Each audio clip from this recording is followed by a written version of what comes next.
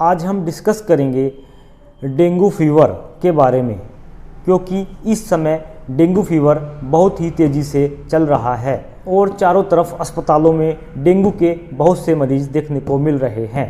सबसे पहले हम डिस्कस करेंगे कि डेंगू क्या है।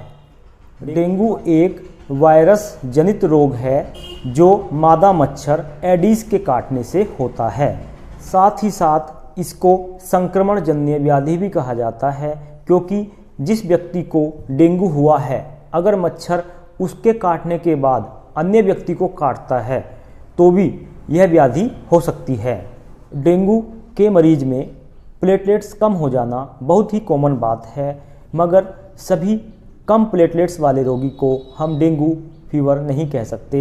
डेंगू बुखार को कंफर्म करने के लिए बहुत से ब्लड टेस्ट बताए गए हैं। डेंगू बुखार 7 से 10 दिन तक बना रहता है। ये कह सकते हैं कि 10% को ही अस्पताल जाने की ज़रूरत होती है, 90% घर पे ही ठीक हो सकते हैं। तो इस तरह से बहुत से ओपिनियंस डेंगू बुखार के लिए बताए गए हैं। सबसे मेन और पहला कारण है डेंगू बुखार मादा मच्छर एडीज के काटने से होता है। दूसरा कारण इन्फेक्टेड पर्सन को मच्छर काट के दूसरे स्वस्थ व्यक्तियों को भी फैला सकता है। डेंगू बुखार के कुछ सामान्य लक्षण: अचानक से बुखार का आना, बहुत तेज़ बुखार का आना, मल्टीपल जॉइंट्स पेन का होना, नोसिया वोमिटिंग का होना, सीवियर वीकनेस का होना, यहाँ तक कि स्किन रैशेस का भी हो जाना। अगर इस तरह के कुछ लक्षण आपको दिख रहे हैं तो आप अपने नज़दीकी डॉक्टर को कंसल्ट कर सकते हैं। सबसे पहले हम CBC यानी कंप्लीट ब्लड काउंट, जिसमें HB percentage, WBC, RBC, platelets वगैरह होती हैं, वो जांच करा सकते हैं। उसमें कुछ अबनॉर्मल फाइंडिंग मिल रही है, जैसे कि लिम्फोसाइट का कम या ज़्यादा हो जाना, प्लेटलेट्स का कम हो जाना, WBC का कम या ज़्यादा हो जाना आदि। तो इसके आधार पर हम फर्दर जांच कर सकते हैं। जैसे डेंगू NS1, ये स्टार्टिंग अवस्था में हम करते हैं। 4-5 दिन अगर पुराना हो गया है तो डेंगू IgM और फिर डेंगू IgG करके हम देख सकते हैं। साथ ही साथ लीवर के कुछ टेस्ट जैसे SGPT, SGOT हम करा सकते हैं, जिसमें SGPT हमेशा हाई हो सकता है। स्टार्टिंग के कुछ दिन प्लेटलेट्स कम हो जाती हैं, फिर अपने आप से बढ़नी शुरू होती हैं, तो फिर बढ़ती रहती हैं।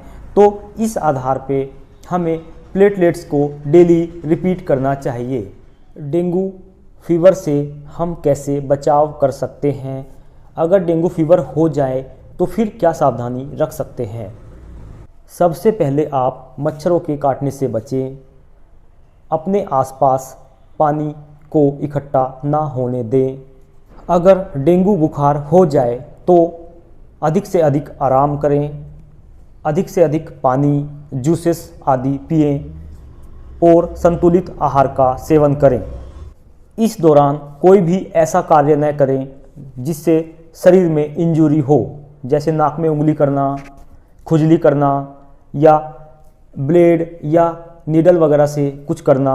ऐसा कुछ भी कार्य ना करें, क्योंकि प्लेटलेट्स कम हो जाने पर शरीर से ब्लीडिंग होने का खतरा रहता है। साथ ही साथ पेशाब, थूक, नाक, कान या स्किन कहीं से ब्लड तो नहीं आ रहा है, ये भी ध्यान रखें।